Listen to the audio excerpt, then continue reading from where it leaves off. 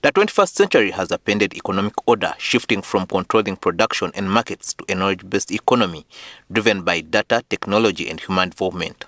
The success of Bodrunov's Noonomy Theory depends on how African states localize it to their realities, explains Makerere University's Professor Robert Wamala. Our understanding in the context of Africa may be different. What is viewed in the external world may be actually different from what is understood here. And so, like you posed several questions, we should be able to pose questions like, what does an intelligence-driven economy mean in a continent where there are still significant challenges around digital infrastructure, around research financing, around unemployment, around inequality and access to knowledge?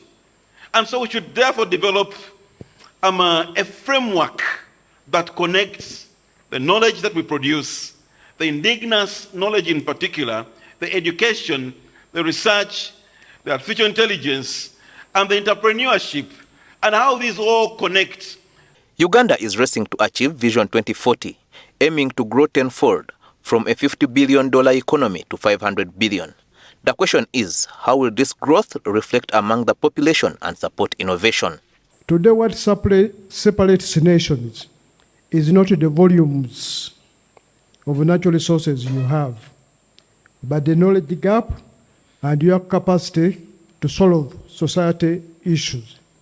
When you look at the NDP4, it has a number of programs that speak to the concept of an economy. If we are transitioning from today to where we want the economy to be, that does not talk to development for the sake of it, we must address the missing middle. One of these missing middle is our power supplies, the energy. If you are going to invest in high-tech technology, you have to have stable power. This also calls for a change in the budget approach.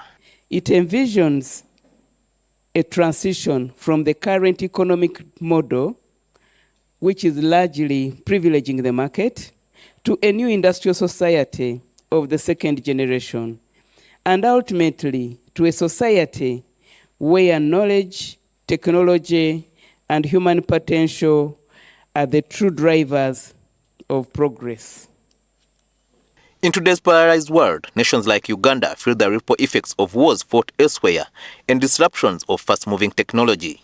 Analysts say this may be the moment to embrace native solutions, like Bodrunov's concept already tested in countries such as Russia and China. Collins Muhwezi, NTV.